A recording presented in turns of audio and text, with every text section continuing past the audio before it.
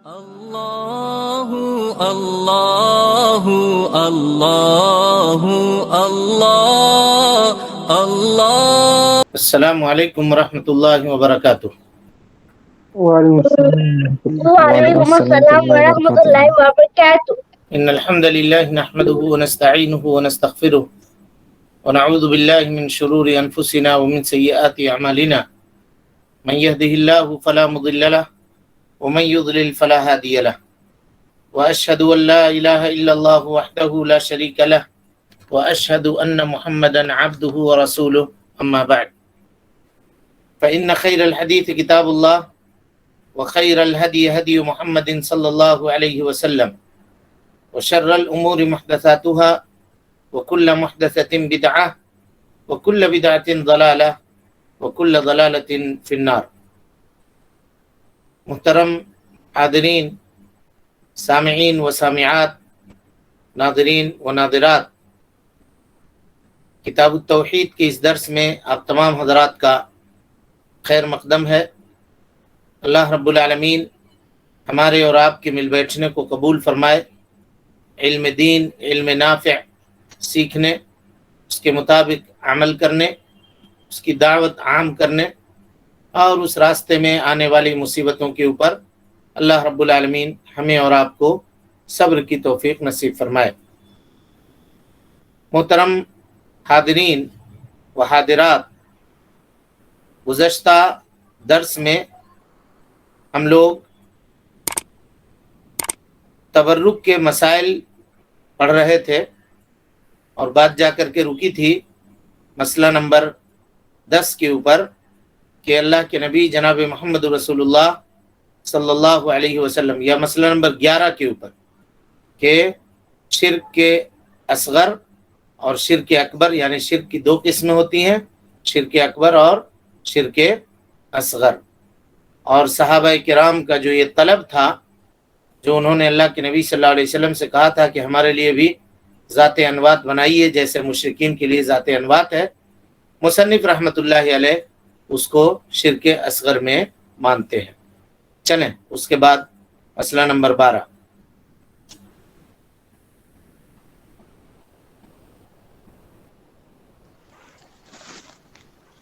الحمد لله والصلاة والسلام على من لا نبي بعده، أما بعد، أعوذ بالله من الشيطان الرجيم، بسم الله الرحمن الرحيم۔ ابو واقد رضی اللہ عنہ کا یہ کہنا ہے کہ ہم ابھی نئے نئے مسلمان ہوئے تھے، اس سے پتہ چلتا ہے کہ دوسرے صحابہ کرام رضی اللہ عنہ کو اس بات کا علم تھا کہ ایسا کرنا درست نہیں۔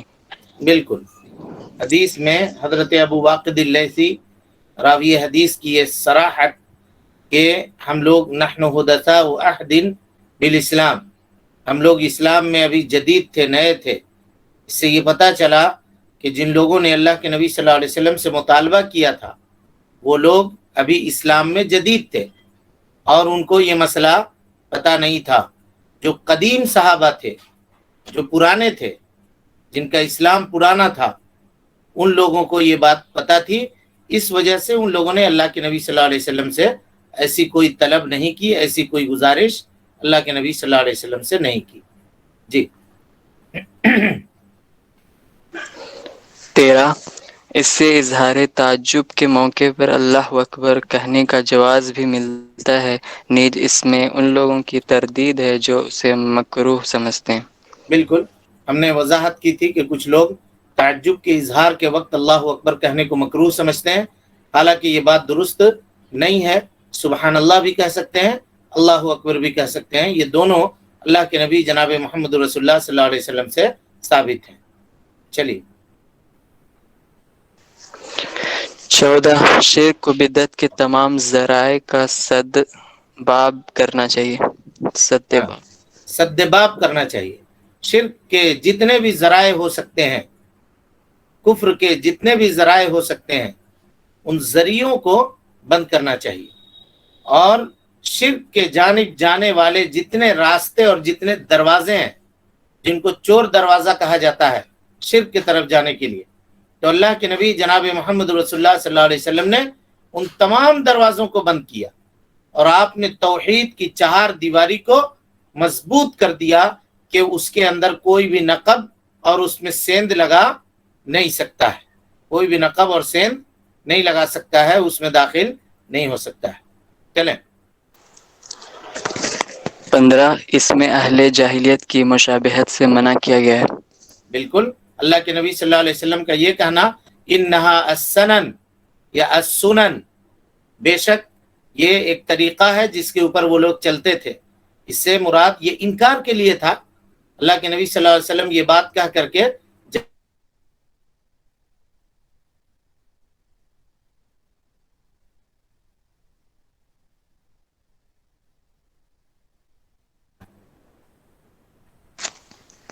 सोलह इसमें दो दौरान तालीम किसी मसलहत की बुनियाद पर उस्ताद का शागिर्द पर नाराज होना साबित है। बिल्कुल, इससे इस हदीस से ये भी पता चला कि दौरान इल्म या दौरान तदरीस, दौरान गुफ्तगू तालिब इल्म की किसी हरकत के ऊपर उस्ताद उसके से नाराज़गी का इजहार भी कर सकते हैं। इस हदीस से उसका सबूत भी मिला है ना।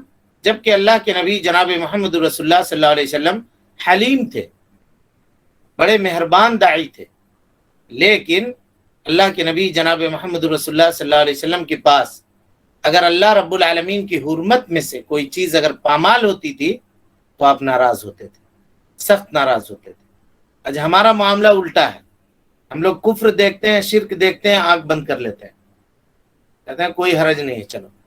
लेकिन अगर कोई गलती से हमारे गाड़ी को ठोकर मार दे या गलती से हमको कोई बुरा भला कह दे, आपको कोई बुरा भला कह दे, तो जब तक उसके मतलब हम सब का ये मामला है जिस मगर अल्लाह रब्बुल आलमीन जिसको महफूज रखे कि जब तक उसके साथ खानदान को हम न पकड़ लें तब तक उसको छोड़ते नहीं। नबी सल्लल्लाहु अलैहि वसल्लम का मामला ये नहीं था, आप अपने मामले में निहायत नर्म थे, सहाबाए किराम से नरमी का मामला होता था। लेकिन जब अल्लाह रब्बुल आलमीन के हुर्मत को पामाल किया जाता, हराम करदा चीज़ों में से किसी चीज़ के इर्तिकाब की कोशिश की जाती, तो अल्लाह के नबी सल्लल्लाहु अलैहि वसल्लम नाराज़ होते थे और अपनी नाराज़गी का इजहार पूरे तौर पर सहाबाए किराम रिज़वानुल्लाहि अलैहिम अजमईन के सामने पेश करते थे। चले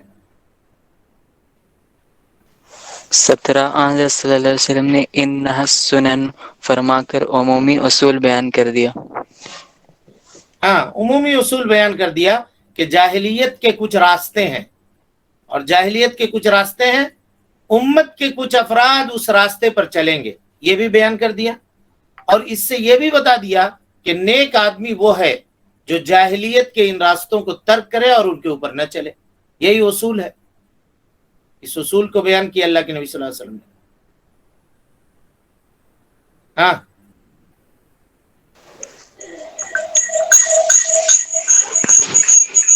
18 आप वसल्लम की ये खबर भी अलामत नबूवत में से है कि आप वसल्लम की पेशन गोई के मुताबिक अब उसी तरह हो रहा है। बिल्कुल, नबी सल्लल्लाहु अलैहि वसल्लम ने जो पेशन गोई फरमाई थी कि तुम लोग ज़रूर भी ज़रूर जाहिलियत के रास्ते की, यहूद व नसारा के रास्ते की पैरवी करोगे, तो आज उम्मत देखिए तरह तरह से रास्ते इख्तियार करके, बहाने तलाश करके, बहाने ढूंढ करके यहूद व नसारा के पैरवी की कोशिश कर रही है। उम्मत के अफराद आज उसके तरफ गए, यानी गोया अल्लाह के नबी सल्लल्लाहु अलैहि वसल्लम की ये खबर और आप सल्लल्लाहु अलैहि वसल्लम की ये पेशन गोई हर बहर सच साबित हुई, और ये आपके नबूवत के अलामात में से एक अलामत है। चलिए 19 अल्लाह ताला ने कुरान करीम में जिन बातों पर यहूद व नसारा की मज़म्मत फरमाई वो दरअसल हमें तंबीह है ताकि हम उनसे बचें। बिल्कुल, अगरचे खिताब यहूदियों को है, नसारा को है, लेकिन उससे हमें ये बताया गया है कि हमारी कुरान मजीद के अंदर हमारे नबी सल्लल्लाहु अलैहि वसल्लम के ऊपर जो किताब नाजिल हुई उसमें ये तज़किरा करके अल्लाह रब्बुल आलमीन हमको और आपको और रहती दुनिया तक के मुसलमानों को ये तंबीह कर रहा है कि इस रास्ते के ऊपर मत चलना और उस रास्ते की पैरवी नहीं करना। चलें 20 اہل علم کے ہاں یہ اصول طے ہے کہ عبادات کی بنیاد حکم اور امر پر ہے، اپنی مرضی یا خواہش سے عبادت مقرر نہیں کی جا سکتی۔ اس سے قبر کے سوالوں پر تنبیہ ہوتی ہے کہ قبر میں پہلا سوال یہ ہوگا تیرا رب کون ہے؟ یہ تو واضح ہے، البتہ دوسرا سوال تیرا نبی کون ہے؟ اس کا تعلق امور غیبیہ سے ہے۔ اس کا تعلق امور غیبیہ سے۔ غور کیجئے، اللہ کے نبی صلی اللہ علیہ وسلم کی اس روایت سے ہمیں اور آپ کو عام طور پہ 2 فائدہ حاصل ہوتا ہے۔ پہلا فائدہ یہ ہے کہ صحابہ کرام رضوان اللہ علیہم اجمعین کے درمیان یہ بات ثابت تھی کہ عبادات کی بنیاد توقیفی ہے۔ توقیفی مطلب دلیل کی محتاج ہے۔ کوئی بھی عبادت اگر ہم کر رہے ہیں تو وہ عبادت درست کب ہوگی؟ جب اللہ کے نبی صلی اللہ علیہ وسلم اور اللہ رب العالمین کی کتاب کی دلیل اس کے اوپر موجود ہو، تب وہ عبادت درست ہوگی۔ کوئی آدمی اگر اپنی جانب سے گڑھ کر کے کوئی عبادت کرنا چاہے، اپنے ارادے سے گڑھ کر کے کوئی عبادت کرنا چاہے، اگرچہ نیکی کا جذبہ اس کا کیوں نہ ہو، تو وہ عبادت قابل قبول نہیں ہوگی۔ دلیل کیا ہوئی؟ دلیل یہ ہوئی کہ ان لوگوں نے اللہ کے نبی صلی اللہ علیہ وسلم سے یہ کہا کہ اللہ کے رسول اجعل لنا ذات انوات، اجعل لنا ذات انوات کما لہم ذات انوات۔ اللہ کے نبی صلی اللہ علیہ وسلم ہمارے لیے بھی ویسے ہی درخت بنا دیجئے جیسے ان کے لیے بھی درخت ہے۔ خود سے صحابہ نہیں گئے، اپنے سے ذات انوات نہیں بنا لیا، بلکہ ان لوگوں نے اللہ کے نبی صلی اللہ علیہ وسلم سے طلب کیا۔ اس سے یہ فائدہ سمجھ میں آیا ہمیں اور آپ کو کہ وہ اس بات کا اعتقاد رکھتے تھے صحابہ کرام کہ یہ عمل یعنی ذات انوات کا یہ عمل عادت نہیں ہے، عبادت ہے۔ سمجھ گئے بات کو؟ یہ عادت نہیں ہے، عبادت ہے۔ اگر عادت ہوتی تو خود سے کر لیتے، عبادت سمجھ رہے تھے، اس لیے ان لوگوں نے اللہ کے نبی جناب محمد رسول اللہ صلی اللہ علیہ وسلم سے پوچھا، سوال کیا اور کہا کہ اللہ کے نبی صلی اللہ علیہ وسلم ہمارے لیے بھی ذات انوات بنائیے جیسا کہ مشرکین کے لیے یا دوسرے لوگوں کے لیے ذات انوات ہے۔ اور اس سے یہ پتا چلا کہ قبر کے تینوں سوال من ربو کا، ما دینوں کا، من نبیوں کا، یہ آپ کو کیسے پتا چلے گا؟ مسائل قبر، من ربو کا، اور قبر میں یہ سوالات ہوں گے، اس کا پتہ ہم کو جناب محمد رسول اللہ صلی اللہ علیہ وسلم سے چلا۔ تو جو آدمی توحید جانے گا، جو آدمی جناب محمد رسول اللہ صلی اللہ علیہ وسلم کی قدر و منزلت کو جانے گا، اور جو آدمی دین اسلام کو سمجھے گا، وہی آدمی ان قبر کے تینوں سوالات کے جواب دے سکتا ہے۔ اس کے علاوہ دوسرا شخص سوالات کے جواب دینے میں کامیاب نہیں ہوگا۔ چلیں، اور تیسرا سوال تیرا دین کیا؟ اس پر آیت اجعل لنا الہن دلالت کرتی ہے۔ 21 اہل کتاب کے طور طریقے بھی اس طرح مذموم ہیں جیسے مشرکین کا مذہب اور ان کے طور اطوار ہیں۔ بالکل، اجعل لنا آلہۃ کما لہم آلہہ سے استدلال کیا اللہ کے نبی صلی اللہ علیہ وسلم نے۔ اس میں ہم تفصیل آپ کو بتا چکے ہیں کہ تبرک اس طریقے کے اوپر حاصل کرنا جس طریقے کے اوپر حاصل کرنے کا اللہ اور اس کے رسول نے حکم نہیں دیا ہے، وہ اللہ کے علاوہ دوسروں کو معبود بنانا ہے۔ ہاں 22